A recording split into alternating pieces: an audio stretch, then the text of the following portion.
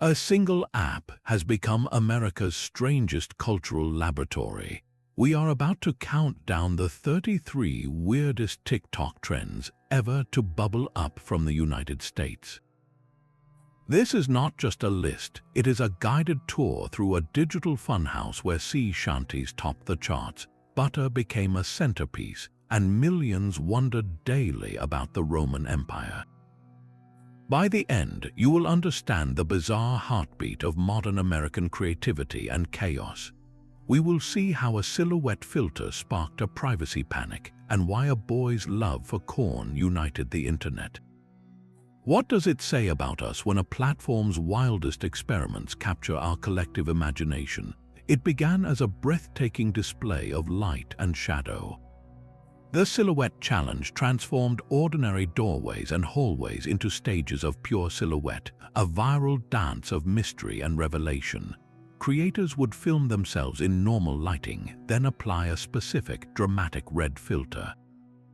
The effect was stunning. The person vanished into a perfect, dark outline against a glowing crimson background, a figure of anonymous elegance. Then, with a seamless edit, they would step through the filter's threshold, the red light dissolving to reveal them in full. The soundtrack was almost as crucial as the visual, a slowed, sultry remix of Paul Anka's classic, "Put Your Head on My Shoulder." That nostalgic melody, stretched and warped, provided the perfect haunting backdrop for this modern ritual of reveal. For a moment, it felt like a high art trend, a celebration of the human form and clever editing. But the internet has a way of probing the seams of any illusion. Very quickly, users with technical know-how discovered that the red filter could be bypassed. By adjusting video settings or using certain editing tools, they could peel back the silhouette effect, seeing the raw, unfiltered footage that was meant to be hidden. What started as an artistic challenge became a stark lesson in digital privacy. The trend's dramatic fall was as swift as its rise, a cautionary tale about the vulnerability we often overlook in the pursuit of the perfect viral moment. It was a blend of artistry and unintended exposure, setting the stage for a platform where even the most controlled performance could spin into chaos. While the Silhouette Challenge taught a lesson in caution, the next trend offered something completely different, a pure and unfiltered dose of joy. It arrived in the form of a little boy named Tarek and his profound love for a simple vegetable. A clip from the online interview series Recess Therapy, where kids give their uncensored opinions on life, found its way to TikTok. In it, a reporter asks a remarkably cheerful boy what he is eating. With eyes wide with sincerity, he holds up an ear of buttered corn and delivers a line that would echo across the internet for months. "It is corn," he declares, his voice bubbling with glee. He then launches into a review that belongs in a gourmet magazine. He describes the taste with the awe of a poet, a big lump with knobs. It has the juice. I cannot imagine a more beautiful thing. His earnest delivery, his sheer euphoria over this everyday food was utterly contagious. TikTok did what it does best. It embraced the weird, wholesome charm and amplified it into a symphony. The clip became the ultimate audio sample. Users set it to dramatic movie trailers, epic orchestral scores, and thumping dance beats. The phrase "it is corn" became a universal punchline and a badge of happy absurdity. For a brief, shining moment, corn was not just a side dish, it was a pop culture icon. The trend had no dark side, no hidden lesson, just the reminder that sometimes the most viral thing in the world can be a child's genuine delight in something wonderfully ordinary. It was the internet collectively agreeing to smile, a welcome respite in a feed so often curated for coolness or controversy. That uncomplicated joy for corn gave way to a far more calculated spectacle of transformation. The Busset Challenge was built on a single, dramatic reveal. Creators, usually filmed in casual, comfortable clothes like sweatpants and oversized t-shirts, would pose casually in their homes. The soundtrack was the pounding, confident bass of Erica Banks' hip-hop track, Busset. As the beat dropped with the song's signature call, they would dramatically crouch or fall to the floor. The magic happened on the way back up. Through the seamless cut of a jump cut, they would rise not in their loungewear, but in full glamour, stunning evening dresses, sharp suits, or elegant outfits, their hair and makeup perfectly done. It was a before and after narrative compressed into 3 seconds, a Cinderella story set to a trap beat. This trend did not emerge from a vacuum. It was a product of Black TikTok, where dance and aesthetic challenges often originate and set the cultural pace for the entire platform.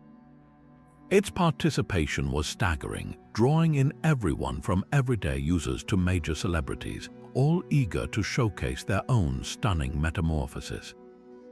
But beneath the glitter and the flawless edits, a deeper conversation began to simmer. The challenge was a direct visual metaphor for the performative nature of social media itself.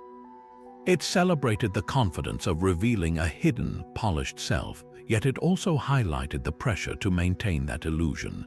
Viewers were left to wonder about the reality between the two shots, the ordinary person who existed before the drop and after the camera stopped rolling. The Busset Challenge was more than a viral dance. It was a societal mirror reflecting our fascination with transformation and the curated identities we present to the world. Perhaps no trend better captured the collective longing for connection than the sudden, thunderous return of the sea shanty. At the start of 2021, a Scottish postman named Nathan Evans sat alone in his home, filmed himself on his phone, and began to sing. The song was The Wellerman, a 19th-century New Zealand whaling ballad about a ship waiting for supplies of sugar, tea, and rum. His voice was strong and clear, a cappella, his hands slapping his knees to keep the working rhythm that sailors once used to coordinate their labor. There was no glamour, no special effects, just a man and a forgotten song. That raw, earnest clip did something extraordinary. It did not just go viral, it became a catalyst. Other musicians on the platform began adding layers. A duet feature allowed a user to harmonize with Nathan, then another added a bass line, then another layered in a drum beat, and another the accordion. What started as a solitary performance exploded into a vast global choir. The Wellerman became a digital campfire with thousands of voices and instruments weaving together across continents, building a rich, polyphonic tapestry from countless individual contributions. Its timing was everything. In the deep isolation of pandemic lockdowns, this trend offered a profound sense of communal purpose. It was a shared project that required no physical proximity, only a willingness to add your thread to the collective song. The nostalgia was not just for sailing ships, but for a simpler, more tangible kind of collaboration. For a few weeks, the top of the music charts belonged not to a polished pop star, but to a centuries-old work song, resurrected and remixed by a lonely internet. It proved that the deepest viral trends are not just about what we watch, but what we can build together, even when we are apart. The digital campfire's warmth gave way to a far more intimate and hilariously staged private conversation. A single, melancholy audio clip from Bon Iver's song, Hey Ma, became the universal soundtrack for a very specific kind of performance. The setup was always the same. A creator would hold their phone, their face illuminated by its screen, adopting an expression of deep, somber concern. The chosen audio would play, a snippet of Justin Vernon's fragile, auto-tuned voice singing, "Well, I wander off just to come back home." To the viewer, it was just a song, but the magic of the trend was the shared understanding that within the scene, the person was pretending to be on a deeply emotional FaceTime call. Their eyes would well up, they might bite their lip thoughtfully or slowly shake their head as if receiving devastating news from a loved one on the other end of the line.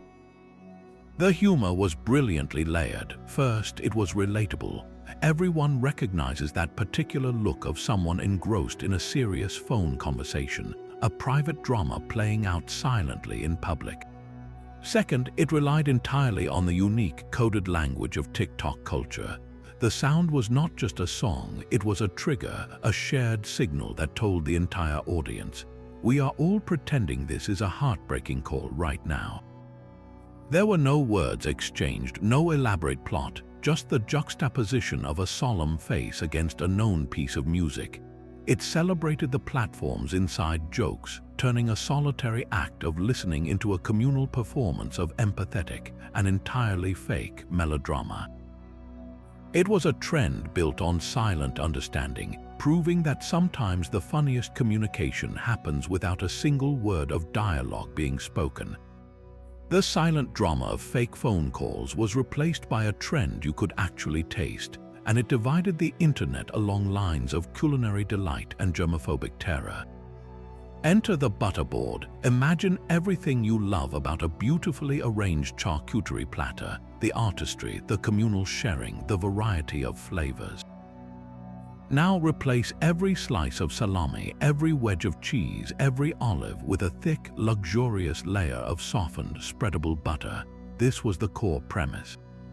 Creators, often in cozy, autumnal settings, would take a rustic wooden board and artfully smear it with an entire brick of high-fat, room-temperature butter. This creamy canvas then became a playground for extravagant toppings: flaky sea salt, fresh herbs like rosemary and thyme, edible flowers, honeycomb, chili flakes, roasted garlic, and even sweet additions like jam or candied nuts were meticulously arranged on top, transforming the butter into a stunning, edible landscape. The serving ritual was specific and communal. Guests would gather around, tearing off pieces of crusty bread and dragging them directly through the shared buttery masterpiece. Visually, it was a hit, a perfect storm of food styling and the satisfying textural aesthetics that TikTok craves. It felt luxurious, rustic, and deeply indulgent. But the backlash was swift and visceral. While some hailed it as a clever, decadent twist on entertaining, a far louder chorus recoiled at the hygiene implications. Comment sections flooded with concerns about double dipping, the spread of germs from multiple hands and bread pieces touching the same surface, and the simple question of what happened to all the crumbs left behind in the butter. The butterboard became a cultural litmus test, pitting the joy of unrestrained, artistic indulgence against the modern anxiety over shared foods. It peaked in the crisp months of 2022, a brief, glorious, and contentious moment where butter was not just a condiment, but the entire centerpiece, proving that even the simplest of foods could become a viral battleground. From communal butterboards, we moved to a more personal kind of sharing, one that traded physical indulgence for emotional candor.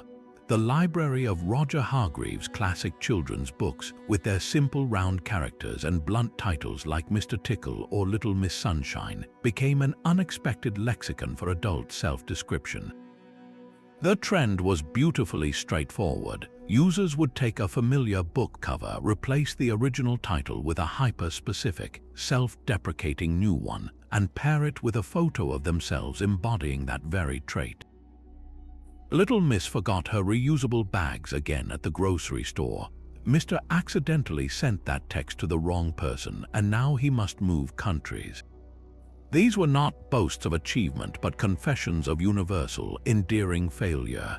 It was a format that turned personal flaws into public badges, a way to say, "This is my chaos and I know you recognize it."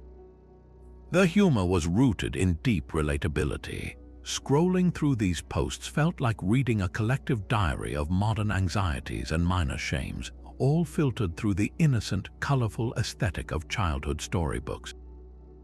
This juxtaposition was key. The soft, friendly art style softened the blow of the confession, making it feel more like a shared inside joke than a genuine critique. Its longevity proved its power. Unlike many trends that flash and fade, the Little Miss and Mr. Men meme format endured because it was a template, endlessly adaptable to every new nuance of daily life.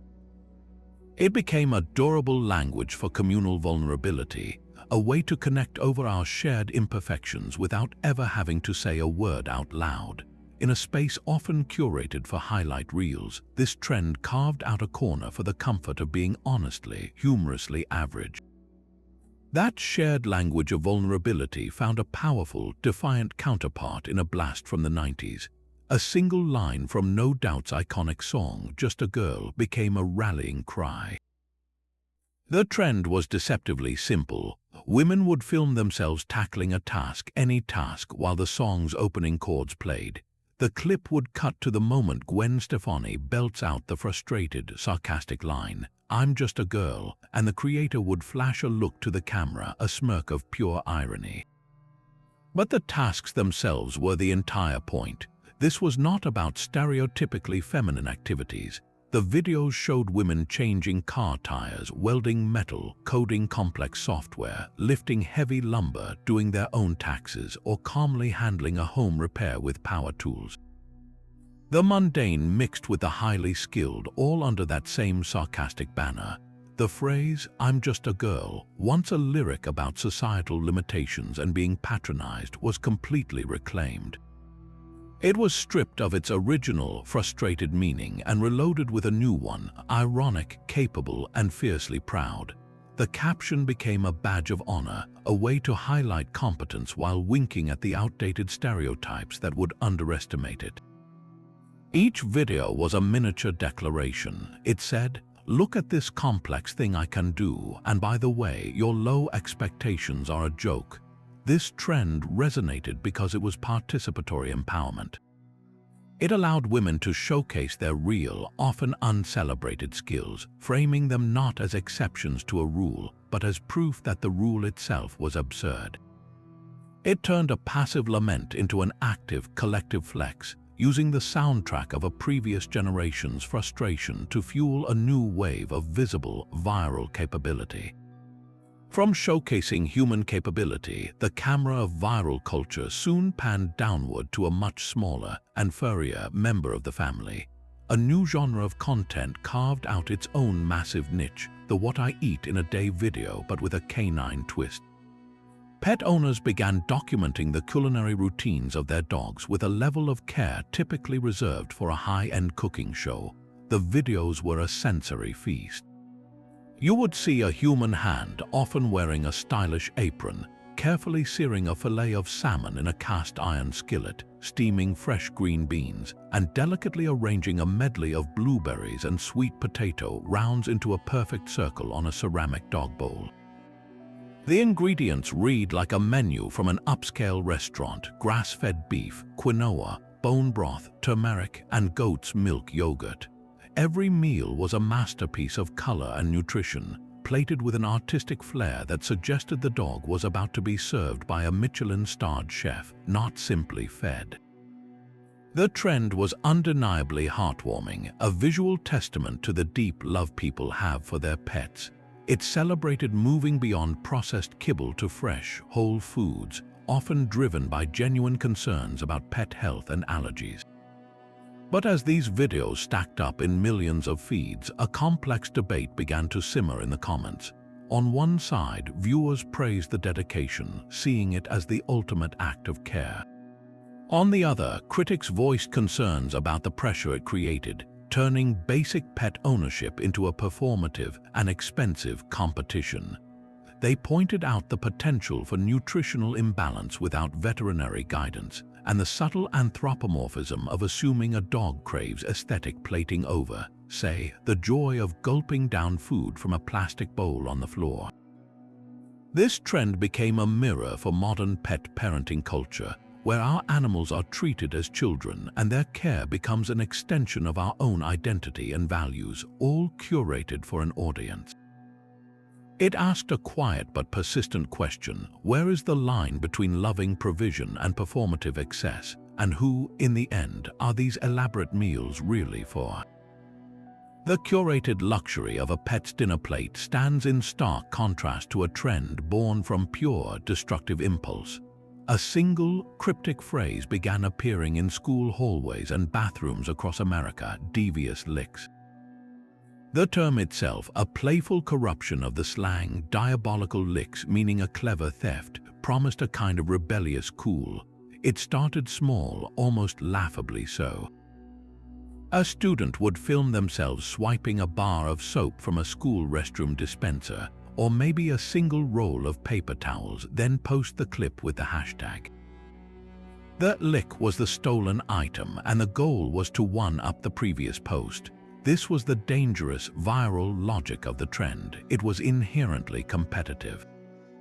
What began as petty pilfering rapidly escalated into a wave of organized vandalism that left schools reeling. Soap dispensers were torn from walls, entire sinks were ripped out of countertops. Fire extinguishers were stolen, mirrors were smashed. In some extreme cases, even expensive smartboards and laptops were targeted. These were not pranks, they were acts of significant property destruction, all documented and celebrated for online clout. The societal backlash was immediate and furious. Parents were outraged, school administrators scrambled to issue statements and tighten security, with some districts reporting repair costs in the tens of thousands of dollars. Law enforcement got involved, pursuing criminal charges against students in severe cases. The platform itself, TikTok, was forced into a rare and aggressive intervention. The company banned the hashtag, deleted millions of videos, and implemented new community guidelines specifically targeting this kind of harmful challenge. But the damage was done, and it sparked a much larger, more painful conversation. How did a trend encouraging the destruction of one's own learning environment become so appealing? It was a perfect storm of adolescent rebellion, the dopamine hit of viral validation, and a profound disconnect between an online action and its real-world consequence. The classroom became a stage, and destruction was the ticket to fleeting fame. It was a sobering lesson in how a platform built on creativity could, in the wrong hands, become a manual for chaos, forcing everyone to ask what happens when the pursuit of likes completely overrides common sense. Amidst the chaos of destructive challenges, a far more serene path emerged, one paved with intention and fresh air. The Hot Girl Walk was not a dance or a prank, but a philosophy pioneered by an influencer named Mia. Its premise was beautifully, deliberately simple. You put on your headphones, you step outside, and you walk for 4 miles, but this was not just exercise. It was a moving meditation with 3 strict mental rules. For the duration of the walk, your thoughts were to be focused only on 3 things you are grateful for, your goals and how to achieve them, and how hot you are, with hot defined not by appearance, but by an internal, radiant confidence. This was the revolutionary core. It completely reframed physical activity. The goal was not to burn calories or punish your body, but to actively cultivate a healthy mind. The walk became a sacred, daily appointment with self-improvement, a time to literally step away from screens and intrusive thoughts to practice gratitude and ambition. What started as a personal routine for Mia exploded into a massive global community. Women everywhere began sharing their own hot girl walks, tagging their routes, their sunrises, their post-walk feelings of clarity. It spawned dedicated playlists, hashtags with billions of views, and local walking groups that turned a solitary act into a social movement. Its success proved there was a deep, unmet hunger for wellness content that felt accessible and positive, free from the guilt often tied to fitness culture. And like any great modern movement, it became merchandisable, from sweatshirts declaring "Hot Girl Walk" to water bottles and journals, turning a state of mind into a recognizable lifestyle brand. It demonstrated that on a platform known for absurdity, there was immense power in a trend that asked for nothing more than your time, your thoughts, and a good pair of shoes. While the Hot Girl Walk celebrated quiet reflection, another trend found its humor in the exact opposite, the explosive tension of trying to stay perfectly, impossibly quiet. The Silent Library Challenge transported a classic game show premise into countless living rooms and basements. The original MTV show placed a team of friends in a pristine, soundproofed library where they had to complete outrageous physical stunts without making a single noise. Laugh, scream, or even gasp too loudly, and you lost the round. TikTok's grassroots version captured that same frantic energy with beautifully chaotic simplicity. A group of friends would gather, their phones propped up to capture the scene. The rules were always the same: complete a ridiculous, often messy challenge in total silence. One person might have whipped cream sprayed directly into their face. Another might be trying to balance a tower of crackers on their forehead while being tickled. A third could be attempting to eat a super sour candy without reacting. The camera would pan across their strained, red faces, eyes watering, shoulders shaking with suppressed laughter as they desperately tried to hold it together. The magic was in the inevitable, glorious failure. The moment one friend finally broke, erupting into a snort or a shriek, it would trigger a chain reaction, collapsing the entire group into helpless, roaring laughter. This was collaborative, physical comedy in its purest form. It required no special effects, no elaborate planning, just the raw, unpredictable chemistry between friends and the universal struggle against our own reflexes. For viewers, the appeal was twofold: the vicarious thrill of the challenge itself, and the warm, relatable joy of seeing genuine friendship play out in real time. It was a reminder that sometimes the funniest content isn't scripted at all. It's the sound of a silent pact among friends, spectacularly shattering. The desperate silence of a failed library challenge gave way to a different kind of performance, one that weaponized the very idea of authenticity. The Be Real app arrived with a simple, revolutionary promise. Once a day, at a completely random moment, every user received a simultaneous notification. You had 2 minutes to capture and post a photo using both your front and back cameras, with no filters, no retakes. The result was meant to be a raw, unfiltered slice of life, a global sigh of relief from the pressures of curation. But as any trend on the internet proves, humans have a spectacular talent for gaming any system. The I Am Rich trend was born when users began screenshotting their Be Real notification and posting it to the far more public stage of TikTok. The caption was always the same, a blunt, 3-word declaration: "I am rich." But the power was in the screenshot itself. The trend's humor and critique were entirely visual. The Be Real notification might have caught someone not in their pajamas at their desk, but standing on the deck of a yacht with the Mediterranean Sea sparkling behind them. Or perhaps it snapped them mid-pose at a glamorous gallery opening, or even just sitting in the driver's seat of an unmistakably luxury car. The juxtaposition was the joke. Here was an app designed to showcase mundane reality, accidentally revealing a moment of extreme privilege. It was a flex, but a deeply ironic one. The caption "I am rich" was less a boast and more of a wink, an acknowledgement of the absurdity. This trend became a sharp commentary on the layers of performance we navigate. On Be Real, you were performing authenticity, trying to look naturally interesting within a 2-minute, unfiltered window. By taking that unvarnished proof and repackaging it on TikTok with a boastful caption, you were performing wealth and self-awareness simultaneously. It highlighted a universal truth: even our attempts to be real are carefully staged.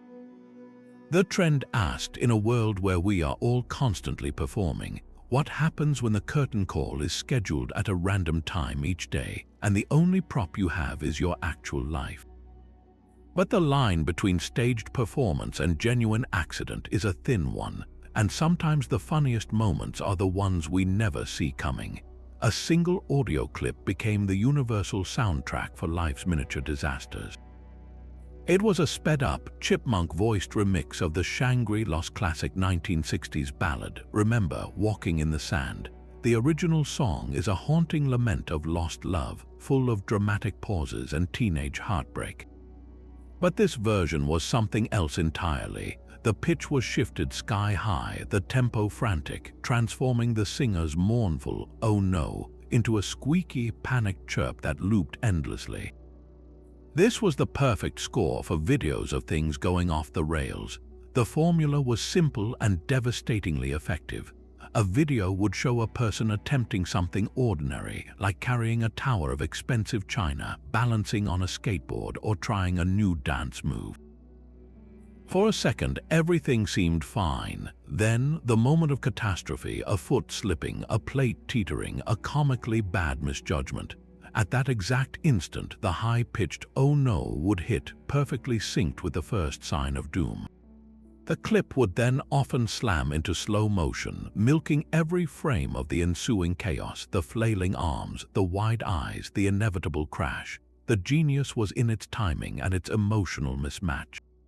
The audio was so ridiculously unserious, so detached from any real sense of danger, that it stripped these minor calamities of any embarrassment or pain. It reframed them as pure, shared comedy. A person wiping out on ice wasn't hurt, they were a character in a cartoon, accompanied by this squeaky Greek chorus of dismay. It celebrated the universal human experience of clumsy failure, giving us all a silly, symphonic anthem for our own dropped phones and spilled coffees. The trend proved that sometimes the best way to deal with a mistake is to speed it up, pitch it high, and let the whole internet laugh along with you. That shared anthem for minor failure spoke to our daily stumbles, but one question began to reveal a far more persistent and unexpected kind of daydream. A simple, almost absurd query started popping up on timelines everywhere, directed primarily at the men in their lives. How often do you think about the Roman Empire? The expected answers were a shrug, maybe a mention of a history class long forgotten. The actual answers sent the entire internet into a bewildered spiral. Men from all walks of life, boyfriends, husbands, brothers, began confessing with startling earnestness. Oh, constantly, multiple times a week, at least once a day. Their girlfriends and wives filming these reactions would stare back in amused disbelief. The trend became a viral meme, a gentle joke about a perceived gender divide, where women were portrayed as thinking about complex social dynamics and men were mentally replaying the Battle of Cannae or pondering Roman aqueduct engineering. Its origins are a bit murky, but it likely sprouted from Scandinavian social media, where a similar question about the Viking Age circulated before it was translated and reframed around Rome. The Roman Empire, with its iconic imagery, its clear narrative of rise and fall, and its pervasive influence on Western law, language, and architecture, proved to be the perfect vessel. It went viral not because every man is a secret historian, but because the question tapped into a broader, almost nostalgic, fascination with a time perceived as simpler, more decisive, and grandly consequential. The meme's humor came from the contrast between the mundane present and the epic past, and the genuine surprise at how often that past intrudes on modern male consciousness. But beneath the gender-based joke lay a deeper, more universal curiosity. Why this empire? Why now? It spoke to a longing for clear narratives of power, engineering marvels that lasted millennia, and a societal structure that, for all its flaws, feels monumentally tangible compared to our digital, abstract world.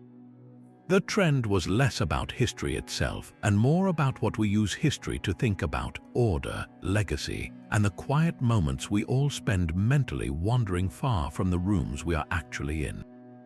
The quiet contemplation of ancient empires is a far cry from the modern, pressing question of what to eat for dinner.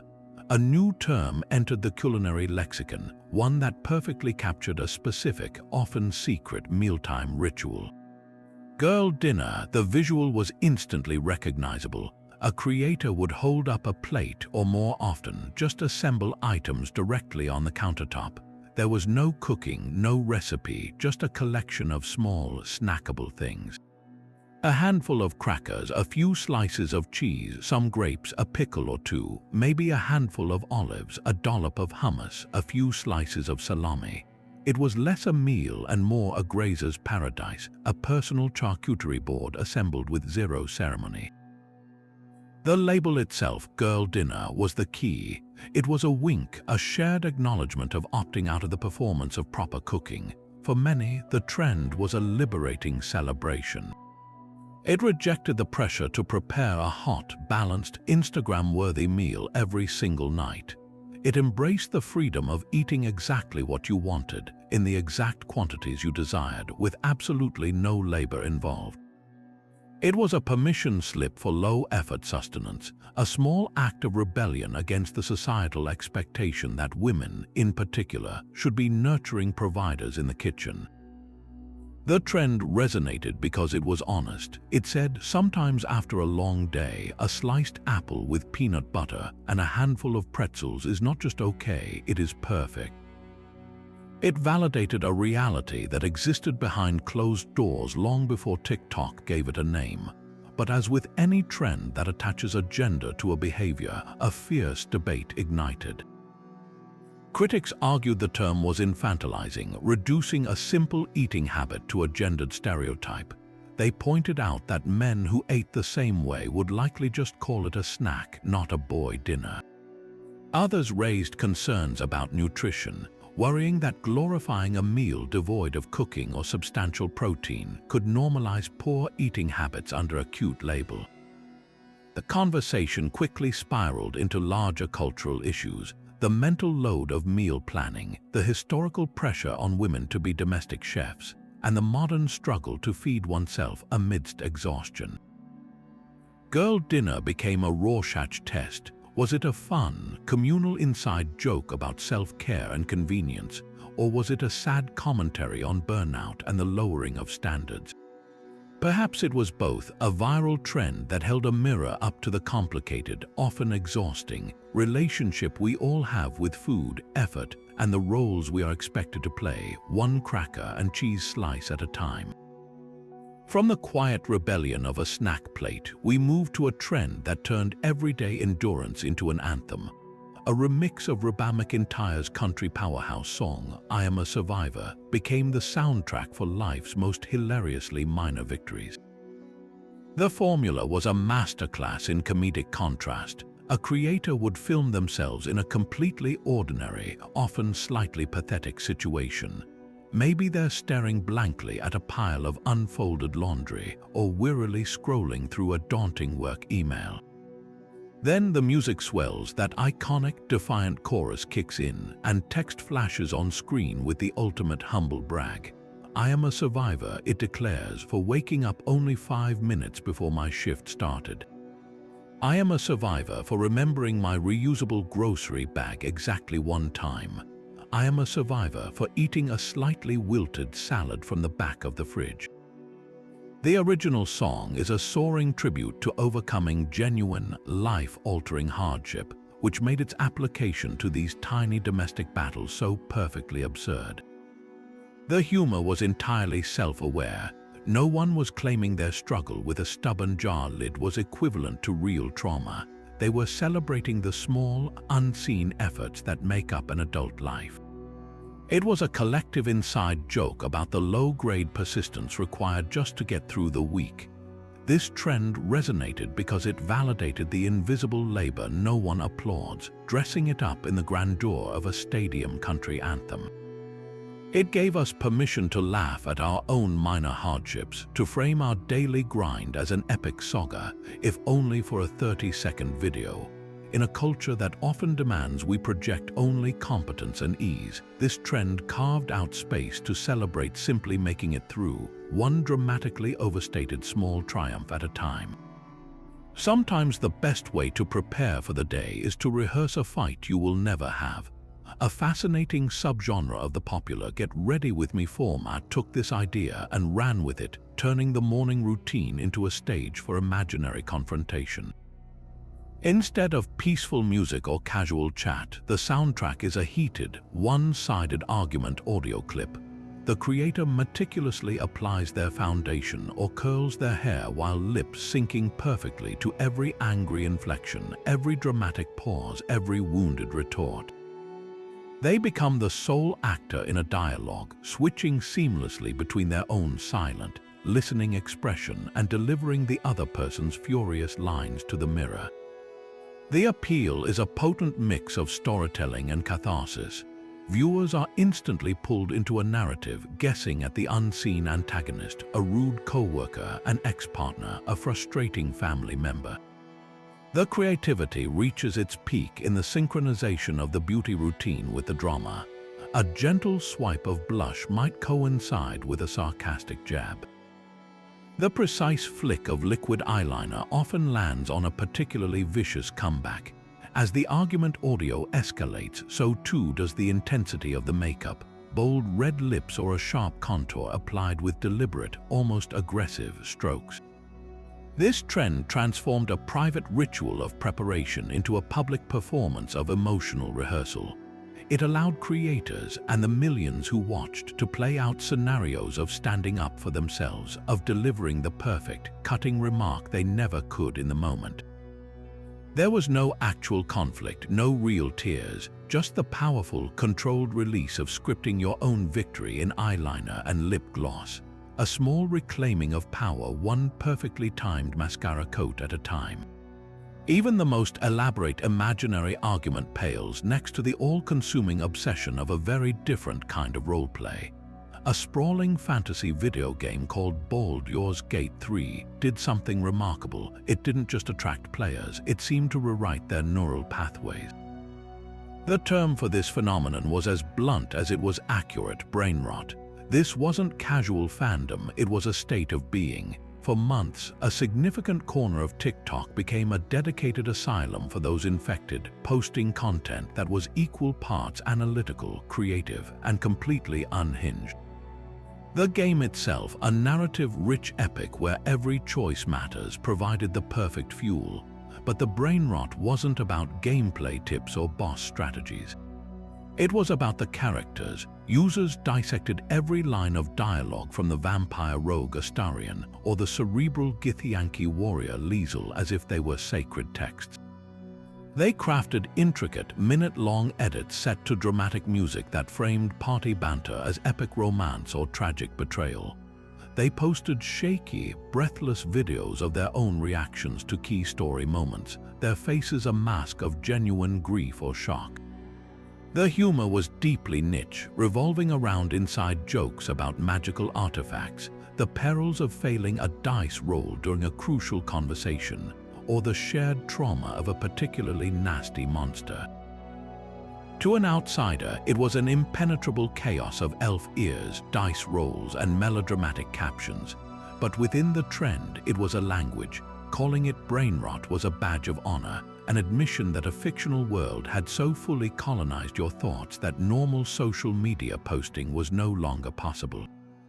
This trend is a perfect case study in how TikTok doesn't just broadcast culture, it incubates hyper-specific subcultures. The algorithm, by feeding users more of what they engage with, created a closed loop. If you lingered on one video about a specific character's tragic backstory, you were soon drowning in 100 more, each diving deeper into the lore. It fostered a sense of shared mania, a digital water cooler for a game so dense it demanded to be processed communally.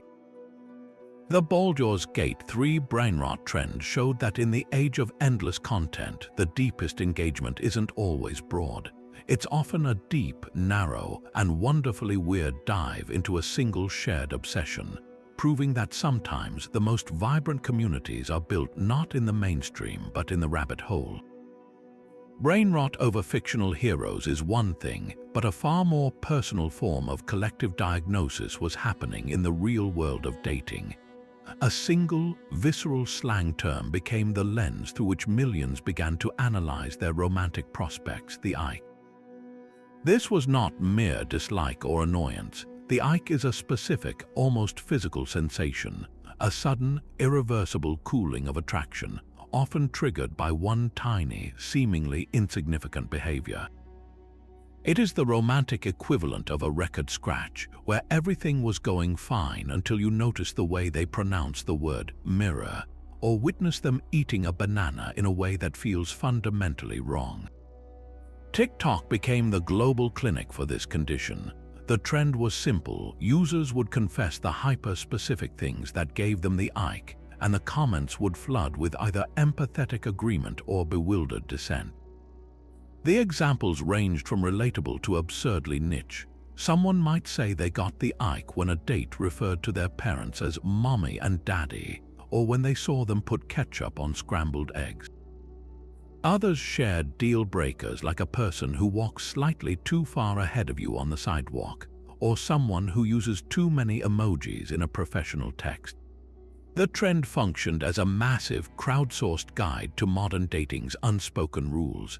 It was a way to validate your own quiet turn-offs, to realize you were not alone in being repelled by a partner who claps when the plane lands. But this collective airing of grievances sparked its own controversy. While some posts highlighted genuine red flags about respect or hygiene, many others veered into the territory of pure, unforgiving pettiness. Critics argued the trend encouraged people to pathologize normal human quirks, to treat potential partners as checklists of perfect behaviors rather than complex individuals. It created a hyper-vigilant dating culture where a single misstep could land you on a viral video as someone's Ike example, your character forever defined by the fact you wear socks with sandals. The trend held up a mirror to our own intolerance, asking whether we were identifying genuine incompatibility or simply collecting reasons to stay disconnected. It revealed that in an age of infinite choice, the greatest romantic challenge might not be finding someone, but resisting the urge to be grossed out by them long enough to actually make a connection. Yet the constant analysis of potential partners can leave you longing to step into a story where you are already the star. A simple three-letter abbreviation unlocked this power for millions. POV, point of view, became more than a film term, it was an invitation. The format was brilliantly direct. A creator would film a scene entirely from the perspective of the person you, the viewer, were meant to be. The caption set the stage, POV: "You are the mysterious stranger who just walked into the party and locked eyes with me from across the room," and then the video would play out exactly from that vantage point. You would see the creator as the character in the story looking directly into the camera lens, seeing you. They might smile shyly, offer a hand, or deliver a line of dialogue meant just for the person behind the phone. This was not a video you watched, it was a scene you inhabited. The scenarios ranged from epic fantasy to cozy intimacy. POV: "You are my rival knight acknowledging me before the tournament." POV: "You are the barista handing me my coffee and our fingers touch." POV: "You are the detective who just found the crucial clue I left for you." This trend turned passive scrolling into active daydreaming. Every glance at the camera was a glance at you. Every line of dialogue was your personalized script. It was pure, unadulterated wish fulfillment, a tiny pocket of narrative where you were always the central character.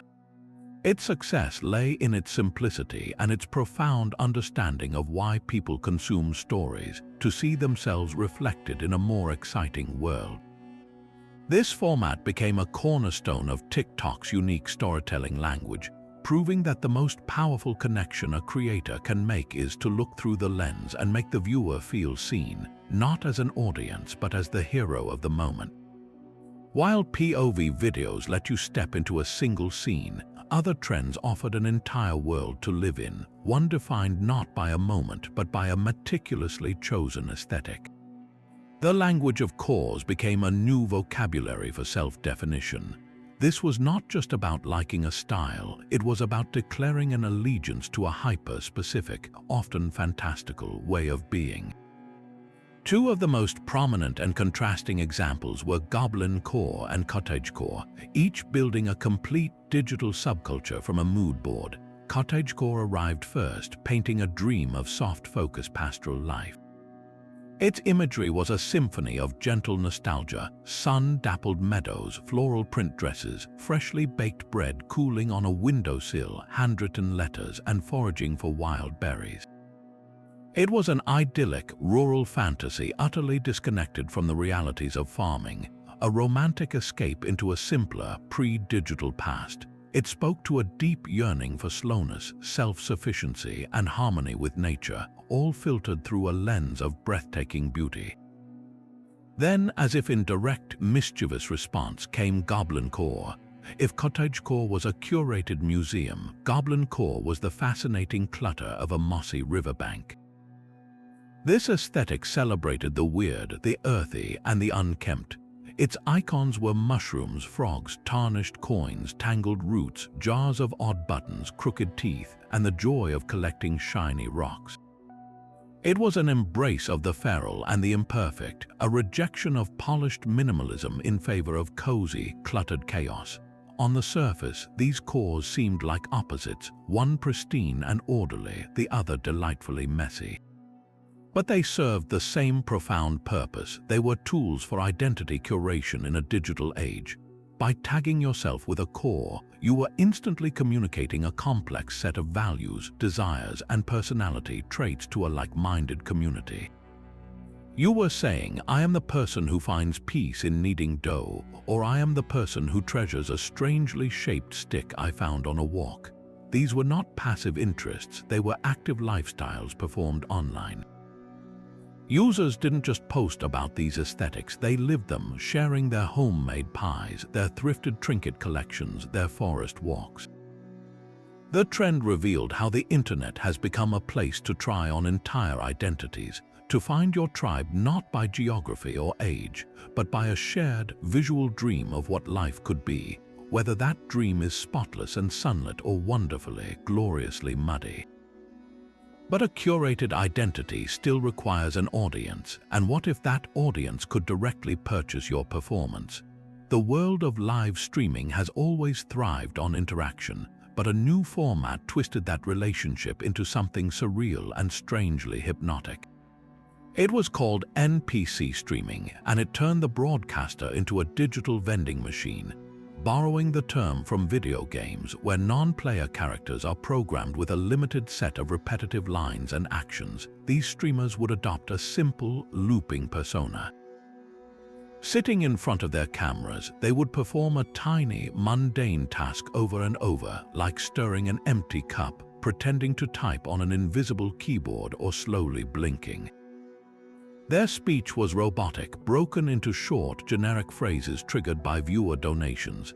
Someone might donate $2, and the streamer, in a flat monotone, would say, "Thank you for the currency." "I am stirring the soup." Another donation might prompt, "Processing transaction. The weather is nice today." There was no real conversation, no genuine reaction, just a scripted response mapped to a monetary value. This bizarre theater found its first home on the streaming platform Kick, where its repetitive, low-effort nature was perfect for constant, donation-driven interaction. It then bled over to TikTok Live, where short, surreal clips of these streams went viral for their sheer absurdity. The humor was deeply meta, a joke about the transactional nature of online entertainment itself. These streamers were not pretending to be engaging personalities. They were openly performing as simplistic algorithms, reducing human interaction to its most basic financial exchange. Yet the trend sparked intense debate. For supporters, it was a harmless, ironic bit. The streamer was in on the joke, and viewers were paying for the novelty of controlling a human like a video game character. It was performance art commenting on digital capitalism, but critics saw something more troubling. They argued this format represented the absolute commodification of human attention, fostering a uniquely hollow parasocial relationship. Instead of feeling a connection to a streamer's personality, viewers were building a connection to a programmable doll. The streamer's humanity was deliberately erased, making the transaction feel even more stark and perhaps for some even more powerful. It asked a disturbing question. In a world saturated with authentic connection, is there a market for its opposite, a paid performance of pure, predictable artifice? There is a certain power in giving your most ordinary actions a cinematic score. After the robotic performance of NPC streaming, a different kind of soundtrack took over, one that turned the daily grind into a heroic quest. The Dropkick Murphys, a band known for their raucous Celtic punk anthems, provided the ultimate battle music. Their song, "I Am Shipping Up to Boston," with its frantic banjo, pounding drums, and shouted chorus about a sailor searching for his missing wooden leg, became the unlikely score for domestic life. The trend was a masterclass in comedic scale. A creator would hit play on that explosive, driving intro, and the camera would cut to them performing a task of profound mundanity. They weren't storming a castle, they were storming the kitchen trash can, bag held aloft like a sacred relic as they marched with grim determination toward the outdoor bin. The song's crescendo wouldn't sync with a crowd surf, but with the triumphant slam of a lid. Another video might show someone making a peanut butter sand, which with the intense focus of a bomb disposal expert, every movement, the unscrewing of the jar, the spreading of the jelly, timed to the furious beat. The humor was all in the glorious mismatch. This was music for bar fights and sporting victories, now soundtracking the retrieval of the mail or the folding of a fitted sheet. It celebrated the small, unseen victories of adult existence by framing them as epic odysseys. By setting our trivial chores to such a powerfully energetic anthem, the trend validated the quiet perseverance of daily life. It asked, why should only grand adventures have a thrilling soundtrack? Taking out the recycling on a Tuesday night is its own kind of journey, and maybe, just maybe, it deserves a punk rock ballad all its own. History itself became a mood board set to a synth-pop soundtrack from 2007. A single song, MGMT Little Dark Age, with its haunting minor chords and driving, gothic beat, became the unofficial anthem for a new way of seeing the past. This was not the dry documentary narration of a school film strip. This was history as a sensory, emotional montage. Creators would take archival footage, classic paintings, and photographs of historical figures, then slice them together with the precision of a film trailer editor. The clips pulsed in perfect sync with the song's relentless rhythm. You would see a black and white photo of a solemn Victorian child, cut to a spinning zoetrope, cut to a slow-motion shot of a falling rose petal, all layered with a melancholic sepia or blue filter. The focus was never on dates or treaties, but on aesthetic and atmosphere.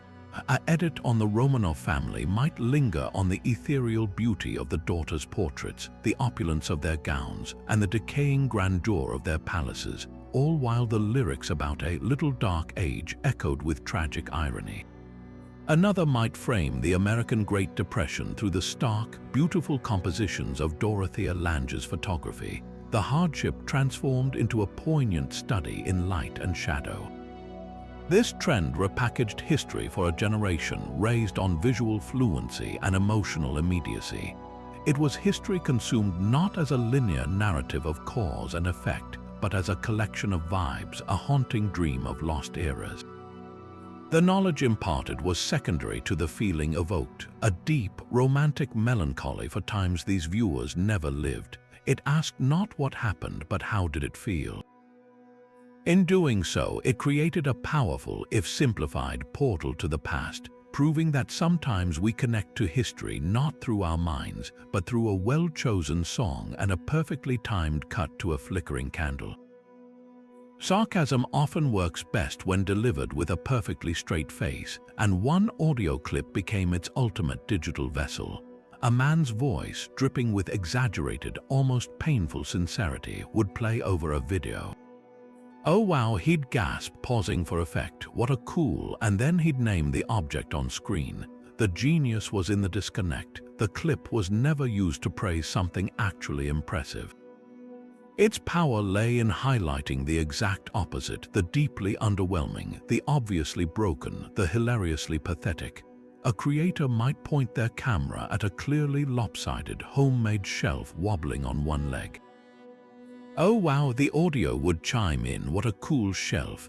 The camera might pan to a car with a bumper held on by duct tape, or a plate of burnt, unrecognizable cookies, or a garden with one sad, wilted tomato plant. Every use was a tiny performance of dry, communal humor. The trend functioned as a shared language for acknowledging life's minor letdowns without actually complaining. It was a way to bond over the universal experience of things just not working out as planned, to laugh at the gap between expectation and reality. By sarcastically praising the uncool thing, you weren't just pointing out its failure, you were inviting everyone in on the joke. You were saying, look at this objectively terrible thing, and let us all agree to call it cool, because what else can we do? It transformed frustration into a collective shrug, a digital eye roll set to a soundtrack of fake enthusiasm. This trend proved that sometimes the strongest sense of community is built not in celebration, but in the shared, sarcastic acknowledgement of things that are profoundly, wonderfully not cool. The sarcastic praise for life's small failures finds a wholesome counterpart in the moment you willingly adopt a beautiful new problem. A new genre of pet ownership video captures the precise instant when adorable fantasy crashes into chaotic reality. The setup is always a variation on a theme, a proud new owner having just brought home a puppy, a kitten, or more often, a notoriously high-maintenance animal like a parrot or a husky films their first quiet moment together. The camera might show a living room now littered with shredded paper, a shoe casualty of the first hour, or it might frame the owner sitting on the floor, covered in a fine layer of pet hair, while their new husky pup howls with operatic intensity at a passing leaf outside the window.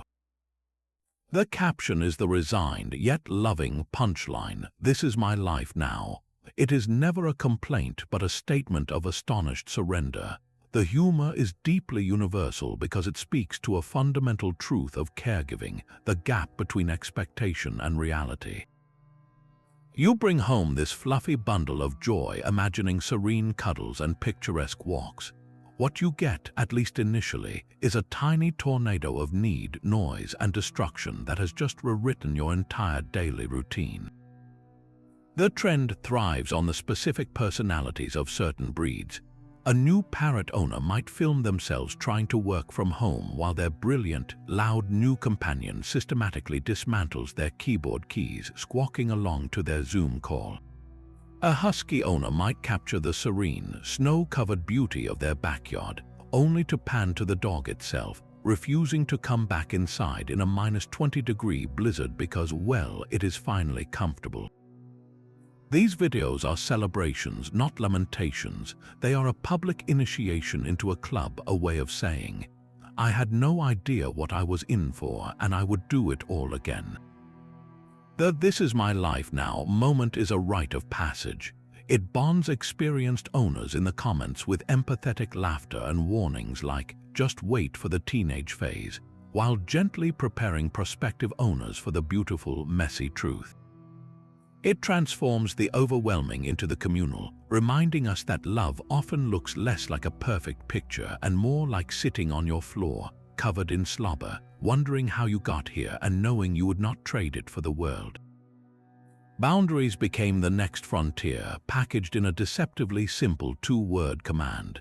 The "let them" theory offered a mental shortcut for emotional detachment that spread like a digital gospel.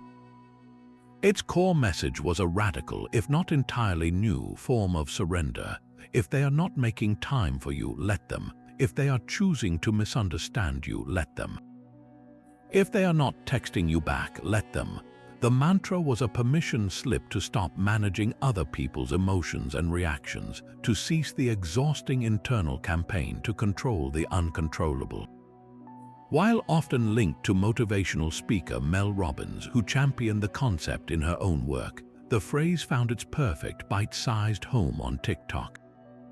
It transformed complex therapeutic concepts about boundaries and self-worth into an instantly repeatable slogan. Creators built entire videos around specific scenarios, acting out the internal shift from anxious fixation to peaceful release. The visual might show someone staring at a phone, willing a message to appear, then physically setting the device down and walking away as a wave of calm washed over their face. The trend's massive appeal lay in its actionable simplicity. It did not require a long-term therapy plan. It just required a conscious decision in a moment of pain. It was self-help distilled into a viral sound bite, offering immediate relief from the low-grade agony of seeking validation from those unwilling or unable to give it. This was not about becoming cold or uncaring, but about redirecting that care inward. The comment sections on these videos became modern-day support groups, filled with people sharing their own "let them" moments, from letting a friend's gossip fade away to letting a parent's criticism lose its power. The trend diagnosed a very modern sickness, the compulsive need to fix, explain, and persuade others to treat us well, and prescribed a blunt but potent cure. Stop, let them, in a platform built on connection and validation. This was the counter-trend that taught millions the profound power of graceful disconnection. Smooth, dewy skin and a perfectly slicked back bun became the uniform of an entire online movement. The clean girl aesthetic was not just a style, it was a philosophy of visible, expensive minimalism. Its hallmarks were a uniform of neutral tones, often beige or white, gold hoop earrings, a subtle sheen of hydrated skin rather than matte makeup, and that iconic hairstyle, hair pulled tautly back into a low bun or ponytail, sometimes secured with a minimalist claw clip. This was a look that screamed not of trying, but of having already arrived at a state of perfect, organized serenity. Its origins are often traced to influencers and models like Hailey Bieber, who popularized the glazed donut skin and the quiet luxury of simple, high-quality basics. The aesthetic promised more than beauty. It promised a lifestyle, one of early morning Pilates classes, green juices, organized calendars, and a calm, uncluttered mind. It was the visual language of effortless wealth and holistic wellness, a fantasy of control in a chaotic world. For many, it was aspirational and satisfying, a template for looking polished with seemingly minimal daily effort. But the backlash was as inevitable as it was pointed. Critics argued that this effortlessness was a carefully staged and often expensive performance.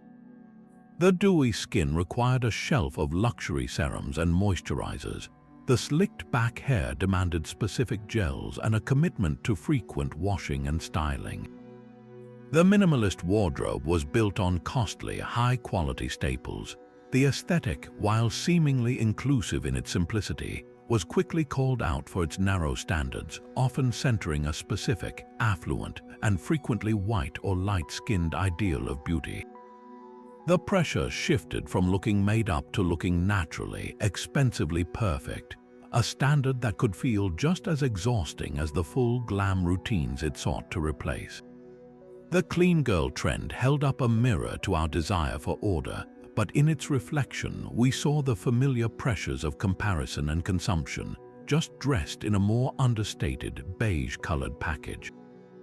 Adulthood rarely hands out gold stars, but a forgotten commercial jingle stepped in to fill the void. The infectious theme song from Pull-Up's Training Pants, with its triumphant declaration, "I am a big kid now," found a second life as the soundtrack for microscopic adult victories. The scene was always relatable to the point of pain. A creator would film themselves staring down a daunting, flat-packed IKEA bookshelf, a tangle of incomprehensible instructions and oddly named tools at their feet. Or perhaps they were attempting to follow a recipe more complex than boxed macaroni and cheese, surrounded by a minor disaster zone of spilled flour and dirty bowls. Then, after a montage of struggle, the moment of triumph arrives. The final screw is tightened, the meal is plated. Cue the music. That bright, peppy jingle would swell as the creator beamed at their finished product, often doing a little celebratory dance. The juxtaposition was the entire joke. Here was a song designed to celebrate a child's most basic biological autonomy, now repurposed to honor an adult's mastery of a Billy bookcase or a successful load of laundry that included a delicate cycle. Its charm was multifaceted. First, it was a pure shot of nostalgia, a callback to a simpler time when accomplishments were frequent and lavishly praised. Second, it validated the silent, uncelebrated labor of being a grown-up. No one throws you a party for finally fixing that leaky faucet or doing your taxes on time. This trend created a virtual party for one, a way to give yourself the ceremonial fanfare you deserved. It was a communal inside joke about the absurdity of adult life, where the skills we master are far less instinctual than using a toilet and often far more frustrating. By scoring these tiny wins with a childhood anthem, the trend gently mocked the grandiosity we attach to being an adult while simultaneously insisting that yes, assembling that media console with only one extra part left over does in fact make you a very big kid. That childhood anthem for minor victories reveals a deeper truth, that our daily environments are filled with untold stories waiting for a narrator. The most mundane corner of your home could be hiding an epic saga if you just know how to look. This is the magic of the lore trend, a collective game of imaginative archaeology. Users began pointing their cameras at the most ordinary things, a peculiar water stain on the ceiling that vaguely resembles a dragon, a single, lonely brick in a garden wall, or that one tree in the local park with a bizarre, twisted branch. But instead of just showing the object, they would gift it with an elaborate fictional history. The caption would begin with a simple, powerful question: what is the lore? The answer would unfold in the text or through a narrated video. That stain on the ceiling was not from a leaky pipe. It was the ghostly imprint of a medieval alchemist's final, failed experiment, forever seeping through the fabric of reality into your apartment. That odd brick in the wall was a keystone placed by a grieving stonemason to contain a restless spirit, and if you ever remove it, well, you do not want to know. The twisted tree branch was not a product of random growth, but the result of a fairy's curse placed upon a selfish landowner a century ago. This trend transformed passive observation into active creation. Your boring commute, your cluttered kitchen, your slightly creepy basement, all of them became potential settings for fantasy and mystery. It was a democratization of world building, proving you did not need a massive budget or professional writing skills to craft a compelling narrative. You just needed a curious eye and a willingness to play. The creativity was often stunningly detailed, with users crafting multi-part series about the warring factions of garden gnomes in their flower bed, or the tragic romance between a salt shaker and a pepper mill. But the true genius was in its collaborative nature. Someone would post the lore for their strange sidewalk crack, and the comments would explode with additions, corrections, and spin-offs from other users, building a shared canon in real time. It turned the entire platform into a living, breathing anthology of modern folklore, where every viewer was both an audience member and a potential co-author. This trend did more than just entertain, it re-enchanted the everyday. It asked us to look at the overlooked and see not just an object, but a character with a past, a secret, and a story that was ours to tell. In a world that can feel overwhelmingly literal, it carved out a space for pure, playful wonder, suggesting that the weirdest tale might not be on your screen, but in the strange shape of the shadow your lamp casts on the wall. The lore of our own spaces can be satisfying, but sometimes the story demands a little more direct action. A driving beat from the early 2000s became the anthem for life's most deliciously minor victories. Pink's explosive pop rock track, Get the Party Started, with its pounding drums and declaration of taking over, found its perfect purpose scoring acts of petty revenge. The formula was a masterclass in cinematic pettiness. A creator would film a scenario of mild, everyday injustice, someone rudely taking up 2 parking spots with their car, a co-worker who always steals lunches from the shared fridge, a neighbor who lets their dog leave surprises on your lawn. The video would establish the offense, often with a zoom on the culprit or the evidence. Then the revenge, always perfectly proportional and clever. The creator might park their own car meticulously within the lines right next to the offender's door, making it just difficult enough for them to squeeze back in. They might replace their stolen sandwich with one made of bread and dish soap, clearly labeled as such. They might use a pooper scooper to gently return the neighbor's dog's gift to their own front step. And as the satisfying act unfolds, Pink's chorus would erupt, turning a small act of reclamation into a stadium-worthy event. The trend's massive appeal was pure catharsis. These videos were not about violence or true harm. They were about restoring a tiny, fractured sense of balance in a world where small rudeness often goes unchecked. They gave viewers the vicarious thrill of delivering the perfect, consequence-free comeback they always fantasize about but rarely execute.